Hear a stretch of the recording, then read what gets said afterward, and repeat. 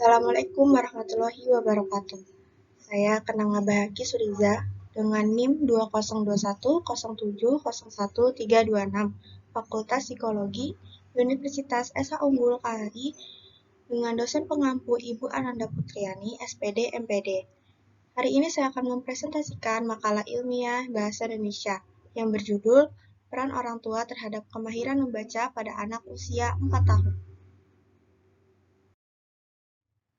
Sebenarnya, apa itu keterampilan membaca? Keterampilan membaca merupakan kegiatan kompleks yang melibatkan berbagai faktor eksternal dan internal. Membaca adalah salah satu kegiatan penting, kegiatan yang kompleks dan terintegrasi, yang mencakup keterampilan-keterampilan dan konsep untuk mengenali, mengucapkan huruf, dan menghubungkan dengan makna yang benar. Jadi, dengan membaca, seseorang dapat memperoleh informasi dalam kehidupan sosial dan akademik. Secara umum, tujuan pendidikan anak usia dini adalah mengembangkan berbagai potensi anak sebagai persiapan untuk hidup dan dapat menyesuaikan diri dengan lingkungannya. Tujuan belajar membaca yang akan saya bahas kali ini ada 5, yaitu memperkaya kosakata. Melalui membaca, anak akan terbiasa mendengar kosakata baru dan akan memperkaya bahasa mereka, lalu mengembangkan imajinasi dan kreativitas. Informasi yang mereka terima dapat membantu mengembangkan sisi kreatif otak, karena anak akan terpancing untuk memiliki rasa ingin tahu yang lebih dan lebih lagi. Setelah itu, menumbuhkan minat baca. Kebiasaan membacakan buku kepada anak akan membuat anak cinta dengan buku. Hal ini akan menumbuhkan minat baca bagi mereka, lalu membentuk pola perilaku dan nilai sosial. Dengan membaca, anak akan dapat belajar untuk berperilaku dan bersosialisasi yang baik dengan lingkungan sekitarnya. Terakhir, melatih keterampilan berbicara.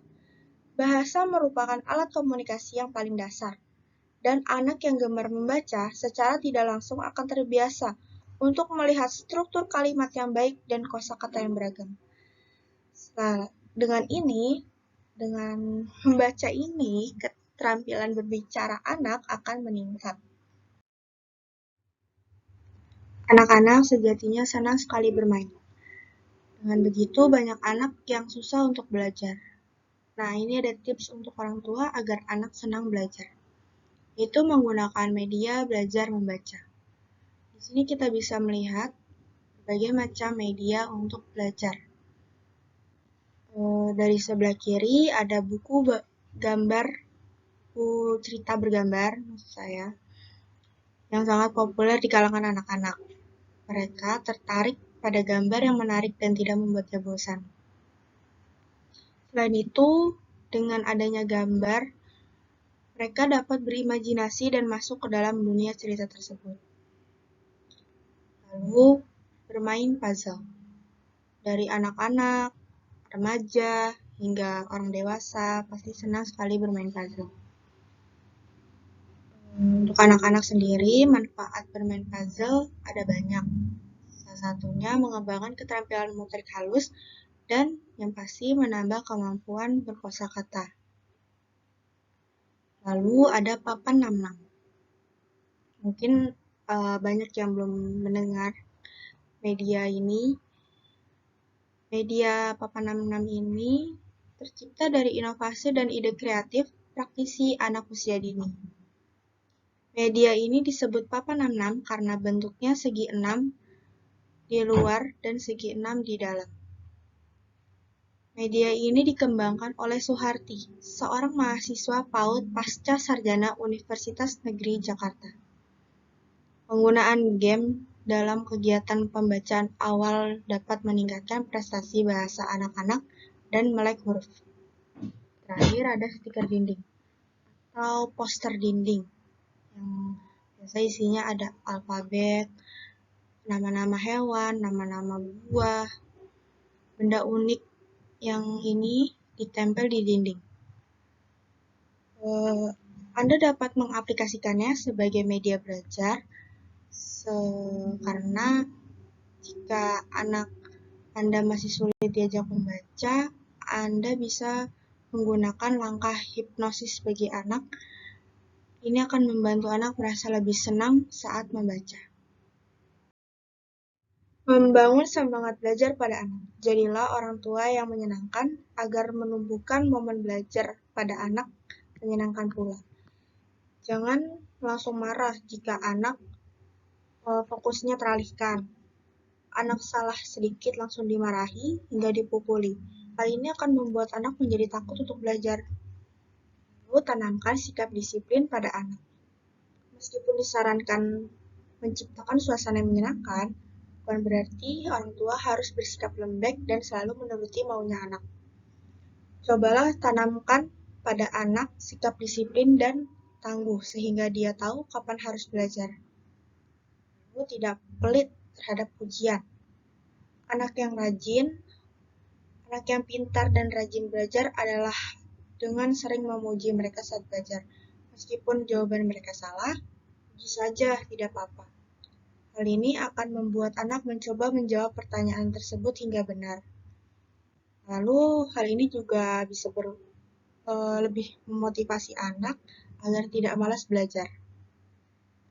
Terakhir, mengajak anak aktif dalam sesi tanya jawab.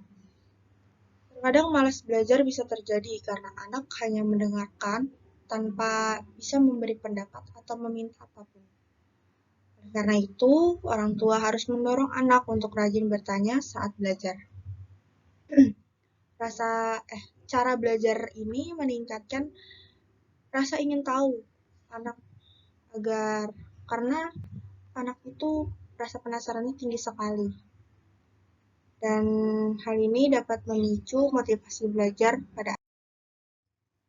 Mengapa peran orang tua dalam membimbing anak belajar sangat penting? Karena dapat memberikan stimulasi perkembangan sosial dan emosional anak. Hubungan antara orang tua dan anak yang baik akan membuat anak lebih percaya diri dalam kemampuannya untuk mempelajari hal-hal baru. Kemampuan sosial dan emosional pada anak dipengaruhi oleh pengalaman hidup, genetika, dan temperamen. Lalu menstabilkan emosi anak. Sayang dari seorang ayah dan ibu sangat penting dan akan mempengaruhi keadaan emosional anak. Dengan cara ini, anak akan berkembang menjadi individu dengan emosi yang baik. Lalu, jalinlah komunikasi yang kuat pada anak.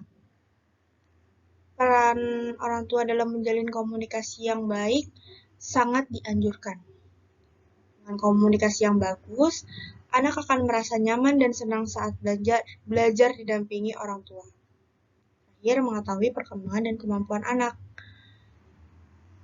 Zaman sekarang banyak orang tua yang melepas anak begitu saja kepada baby sister atau hanya belajar dari sekolah saja. Dan di rumah orang tua tidak tahu perkembangan anak ini sudah meningkat atau malah menurun. Seharusnya orang tua dapat mengetahui perkembangan dan kemampuan anak, sehingga bisa tahu apakah anak berkembang sesuai usianya. Dan dengan ini, orang tua juga bisa melihat minat dan bakat anak yang akan dapat memaksimalkan kemampuannya untuk belajar dan bekerja dengan semangat dan antusias. Berikutnya ada beberapa faktor kesulitan membaca pada anak, yaitu internal dan eksternal.